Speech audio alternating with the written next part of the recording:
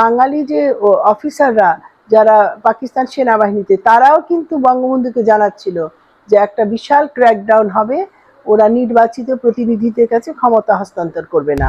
আর এর আগে তাজউদ্দিন আহমেদ কিন্তু অলরেডি একটা বিকল্প বঙ্গবন্ধুর সাথে বলেছেন যে আমাদের একটা বিকল্প থাকতে হবে। বললেন যে আমরা আন্ডারগ্রাউন্ডে চলে যাব, স্বাধীনতা ঘোষণা করে দিব এবং মুক্তিযুদ্ধ পরিচালিত করব। এটা একটা মোটা দাগে প্ল্যান। এবং ওই অনুযায়ী ওনারা পুরান ঢাকা একটা বাসাও ঠিক করে রেখেছিলেন যে বঙ্গবন্ধু আস্তে করে 32 নম্বর থেকে ওখানে জয়েন করবেন। আব্বু, ব্যারিস্টার আমির ইসলাম, ডাক্তার কামাল হোসেন, এরা কয়েকজন ওখানে ফজলুল করিম সাহেবের বাড়ি ছিল ওটা। পুরান ঢাকা আওয়ামী লীগের একজন বড় সমর্থক করে।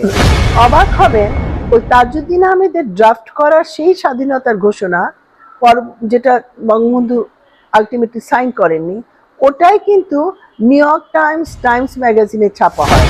যেটা আমরা আব্বু আসলেন 6-9টার দিকে, এসে আব্বুর খুব মন খারাপ, বললেন আমার 23 বছরের সংগ্রাম ব্যর্থ হয়ে গেল।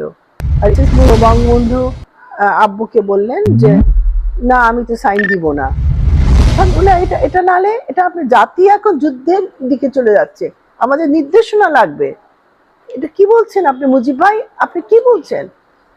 তখন বলে যারে আমার তো দেশদ্রোহী বানাবে, তুমি কি চাও আমার দেশদ্রোহী বলুন? তো আব্বু বলছে যে আমরা তো দেশদ্রোহিতাই করতে যাচ্ছি, আমরা তো মানে না না না, শোনো আমার খুঁজতে আরো লোক মারবে। তখন আব্বুর একটা প্রফিটিক বাণী ছিল, মুজিব ভাই ওরা যে ক্র্যাকডাউন, মিলিটারিরা, বাঙালি মিলিটারি যে সংবাদগুলো দিচ্ছে, আপনি তো ওদের কোনো নির্দেশনা দেননি।